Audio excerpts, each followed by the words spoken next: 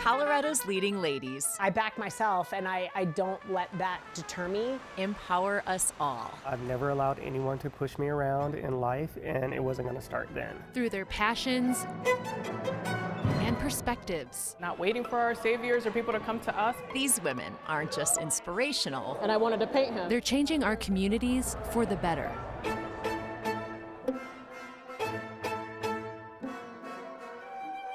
Hi there, I'm Ann Herbst. And I'm Courtney Yoon. Thanks for joining us for Colorado's Leading Ladies. Women in Colorado are always pushing us forward, whether they get recognized for it or not. And a lot of the times they don't. They totally don't. It's why we're here at the Center for Colorado Women's History, so we can remember the women that came before us and those that are impacting our lives today. Women like Yumi Hwang-Williams, who shares the notes that inspired her career in music. Good music transports people to new worlds. A lot of new things today. It's taken Yumi Hwang-Williams across oceans from South Korea, over mountains to Colorado, to the Betcher Concert Hall in Denver. Well, it's first rehearsal of the week. Yumi is the Colorado Symphony's concert master. That means that I'm the first chair violin. Being concert master, there are much more opportunities for solo. But there's also just kind of being, I think, a figurehead. She never thought the position would be a part of her journey. And do you want any diminuendo before the... The path here started when Yumi was 10 and was accepted into a public music magnet school in Philadelphia. And I had to sing in order to be accepted to the school. The violin only showed up because my mother found out that there was a Korean violin teacher who runs the string program at that school, and somehow they conspired and I had a violin land on my lap. From then on, she grew up with the instrument. It's a really personal attachment. I mean, it's your voice. The time with the violin has flown faster than Yumi's bow across strings. It feels very long when I actually think about all the things that have happened, but, I feel like I blinked and now, here I am. She's sneaking up on 25 years with the Colorado Symphony. To have a position with a major symphony orchestra is really akin to winning a lottery for us. Her longevity in a leadership position is a win for a few reasons. When I started, being a female concert master and also of Asian, descent, I think was quite rare. None of it would be possible without the woman who helped orchestrate it all. Yumi's mom, who's been proud to come along for the ride. I chauffeur her to almost anything that I'm playing. Her other partner in this, my partner in crime, had a journey all its own. It was made in 1748. The stories that this violin could tell, I don't know. I wish it could talk to me. But this trip through time is her story. For Yumi, each note is a step forward in her career. One that continues to go places. We become musicians because we love music and we want to express it and we want to share it. Female artists remind us that there are voices in our community that we don't always hear. Janelle Finch and Alex Castillo introduce us to one of those women. Searching through obsidian blacks and canary yellows.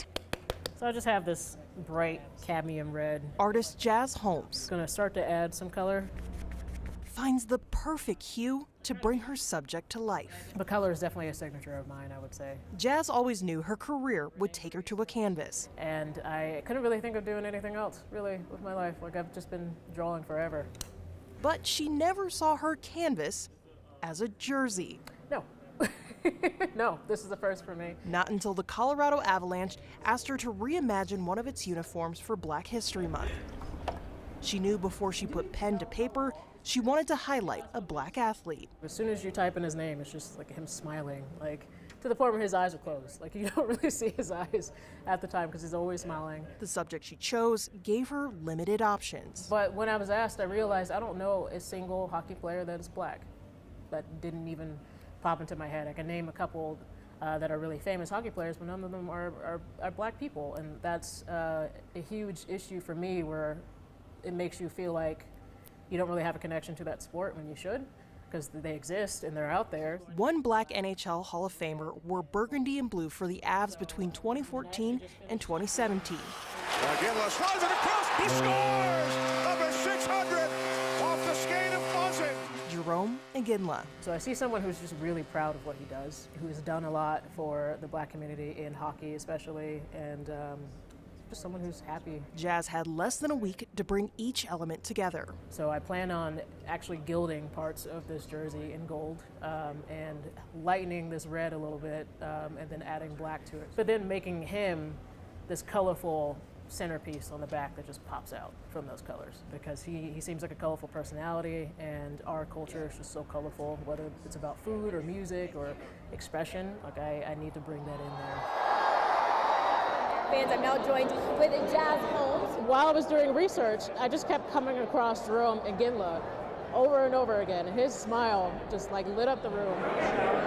Jazz's completed jersey was displayed in Ball Arena for the last 2 weeks of February, allowing hockey fans to appreciate all the colors in the league's history. Awesome, thank you so much. Yeah, thank you. Thank you. I appreciate it. The jersey was displayed at Ball Arena last month. It'll be back again at the end of the season. Historic changes are coming for the Colorado prison system. This was for all the trans women that were coming after me.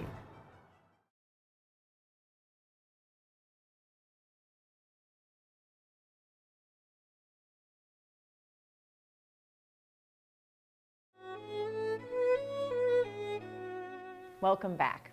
A class action lawsuit is helping women who are serving time behind bars. Jaleesa Irizarry shares a fight to help change the landscape for female prisoners.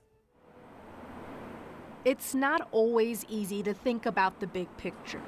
On a Colorado Springs college campus, the future can sometimes be as daunting as its views. Okay, so we're going to start here. On a Thursday morning, All right. when most students look like they'd rather be somewhere else, Talia Murphy is happy to be present. Because not long ago, It's been going on since 2018. the only thing that seemed to define her was her past. So I went to prison for attempted murder. It was a domestic situation with a former boyfriend of mine. I was sentenced to 64 years in prison, and I just looked at the judge and I said, I'll be back to give you this time back. I said, I don't know when, but I'll be back, because this isn't where my story ends. Talia was right. Her words would help reduce her sentence to 12 years. She spent them at places like Buena Vista Correctional Facility. It's where she made a change in her life. 2014 was when I first asked for hormonal replacement therapy, and it was denied. And I appealed it and appealed it and appealed it, and eventually they transferred me out of that facility. It took Talia more than a year to start her gender-affirming care. It took 2 to legally get her name changed, but she says most staff still wouldn't use it. During her time at Colorado Territorial Correctional, it got worse. I can actually think of one event that sticks out in particular. I won't say the staff member's name, but we were on our way to a transgender support group. And she was just like, "Hi, gentlemen." It was like somebody punching me in the stomach. And then Paula came into the picture in 2018. To this day, I call her my angel.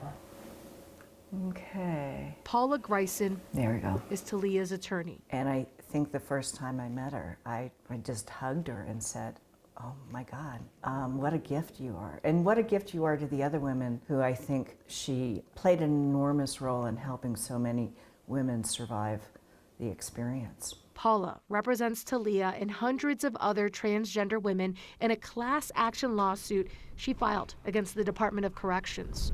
The suit calls for a change in the care for transgender women in the Colorado prison system. These are women and they're being housed with men. The stuff that you would think would happen was happening on a horrific scale. After 6 years, the consent decree, pages of pain have turned into briefs to be better. It's not a sight I'm sure I thought I would ever see. Paula won the case. The DOC would have to change their policies. I think it's the most important work I've ever done. The consent decree will create the state's first ever voluntary transgender unit at Sterling Correctional and an integration unit at Denver Women's. It'll also make more gender-affirming care and procedures available. Talia never really knew Surreal. if they would get here. It's surreal. I wake up sometimes thinking that this is a dream. A Denver District Court judge finalized the changes this week. In a month known for women's history, one group made some of their own, preserving the rights for females in the future. You have to begin with the end in mind. Colorado truly has set a precedent. The DOC plans to have all of the policy changes in place by January 2025. Superb lung capacity is essential for our next leading lady.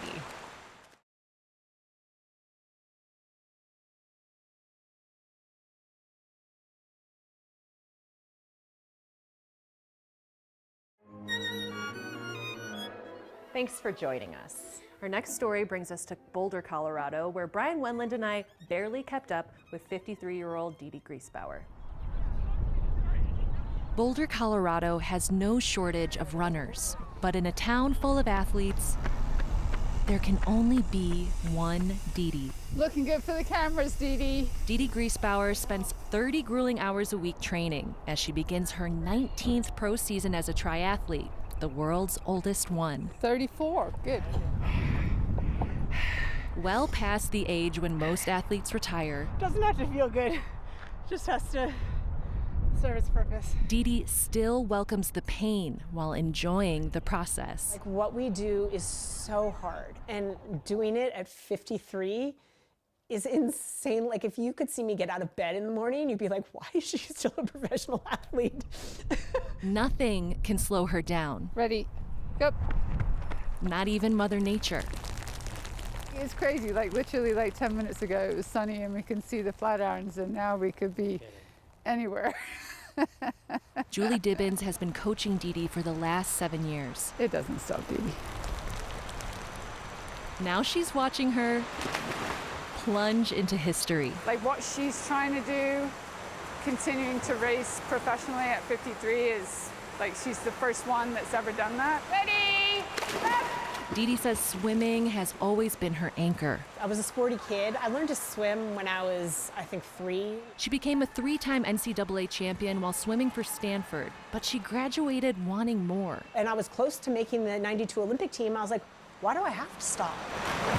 She tried again for the 94 Olympic team, and when she didn't make it, she retired from swimming and went to grad school. I was supposed to be studying for finals in business school, and I was a little burnt out, and I turned on the TV and I saw the Ironman. I just happened to turn on the TV and the Ironman was on, and I literally, like, jaw hit the floor. I was like, I've got to try that. As Dee Dee was exploring a new passion, she was also discovering love. Like, it's amazing to see her out there racing, both 20 years ago and almost more impressively now that at her age. Her husband, Dave Griesbauer, remembers. We think it would be something kind of cool to say you did, and now it's turned into a life. Dave was by Dee Dee's side when she decided to quit her 8-year-long career on Wall Street to become a professional triathlete. People started paying me to ride a bike. Like, they're like, here's some money and here's this beautiful bicycle. Will you ride it? And I'm like, yes.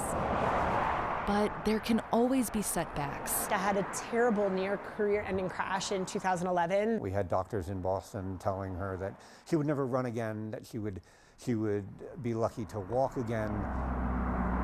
She proved the doctors wrong and is still claiming titles, including 3 Ironman wins, and her biggest accomplishment happened recently. I set the world record for Ultraman at Ultraman Florida in 2020. Which was exciting because I've never had a world record before. Then in 2022, she became Ultraman World Champion. I think that kind of persistence and determination to finally get that title is super satisfying. Dee Dee has reached the top of her game, but that doesn't mean she's done with the sport. I mean, we've joked that she's raced one more year, probably about 6 or 7 years. It's like, well, I'll just race one more year. I'll just race one more year. Dee Dee says as long as she still has a team of support behind her and she can physically keep up, she'll keep going. I think I am proving what might be possible and sort of breaking stereotypes on aging and sport. Like, I won my first world championship title at 52, which is unusual. Just as they are for triathletes, bikes are a big part of two women's lives in Denver. Amy Hunter gives center stage to their work. Divisive times can forge enduring bonds. It was the summer right after George Floyd was shot, and we really were together leading these protest rides. Stephanie Puello and Brooke Gowdy are examples of just that. We knew the strongest part of ourselves first, and then we developed a friendship. They brought their bond from social justice rides to another movement. As Brooke joins Stephanie to lead Black Girls Do Bike Denver. Black Girls Do Bike, and its very name, it's about biking, but it's more than that. It's about creating a community that's safe and inclusive, where Black women can talk and celebrate each other. A community nurtured from spin classes in the winter to bike packing trips in the summer. Brooke and Stephanie say they're ordinary people. I work in higher ed, she's a nurse. Striving to do extraordinary things. You don't have to be a professional. It doesn't have to dictate your entire life. It's more that it's an opportunity that you can tap into if you want. Stephanie challenged herself to bike the Trans-America Trail in 2016. Biking across the country was never a dream of mine, but now it's very easily one of the most important things I've done in my life. The trip inspired her to start the Denver chapter of Black Girls Do Bike the next year. I've had a very narrow idea of what spaces I belonged in or what I was supposed to do. I didn't grow up seeing cyclists in my community. I wasn't necessarily encouraged to go beyond, stray too far beyond what we knew and what was familiar. And I suspect that this might be a similar experience for at least some of our members. Stephanie wants those members to know the cycling world has room for each of them. To just say, I'm gonna do whatever I want, I'm gonna try this new thing, I'm going to insert myself in the space that maybe didn't expect me. It's happening through cycling, but I think that those things translate to just how we live and approach our lives. Brooke followed Stephanie's example. She rode the Great Divide Trail from Canada to Mexico. I thought, no way. There's no way I could do something like that. That is insane. And I just remember Stephanie looking over at me and saying, well, I went across the United States the other way, and I was just a bike commuter before then. Stephanie helped Brooke see she could do it too. Representation is important because it's important for the little Black girl who is so beautiful, has so much to give to the world, but can't see themselves yet until that is shown to them. The two know the space they've created reaches far beyond the miles they've pedaled. We are capable, we are strong. The bike and the trail is just a representation of what we can do. She may be the smallest lady we're featuring tonight, but she'll blow you away with her big voice.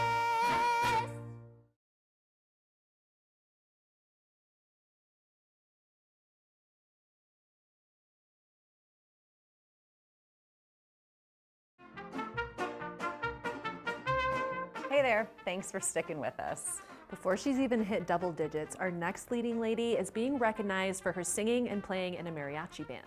Brian Wendland takes us to a rehearsal. In a house bursting with music, ready to rock and roll, Phoenix? Phoenix Benavides rises. With her violin and her voice. Do you remember the first song you ever sang? These songs come naturally to Phoenix. My whole life can be mariachi. I love mariachi. And that's music to her parents' ears. We've been around Mexican folk music for a long time. As well as me playing music, we've been involved with folk dancing. Dad David Benavides plays the trumpet. Mom Kayla strums the vihuela. We would play the music for her when I was pregnant with her and after she was born. Supporting Phoenix as she begins to rack up recognition. And this one is Child Artist of the Year. This one is one of my favorites. Children's Instrumental Song of the Year. And I was the first one to get it. The awards are great, but this family is most proud of Phoenix carrying on a centuries-old tradition. I was the American that the country converted my family to. And I didn't know the history there. His daughter is immersed in that history through music. And for me, there's nothing more rich. It goes that deep. So I always heard the music, danced to the music for all my life since I was 4. 4 is the age Phoenix started playing. Yeah, this was the first gig that she came out with us.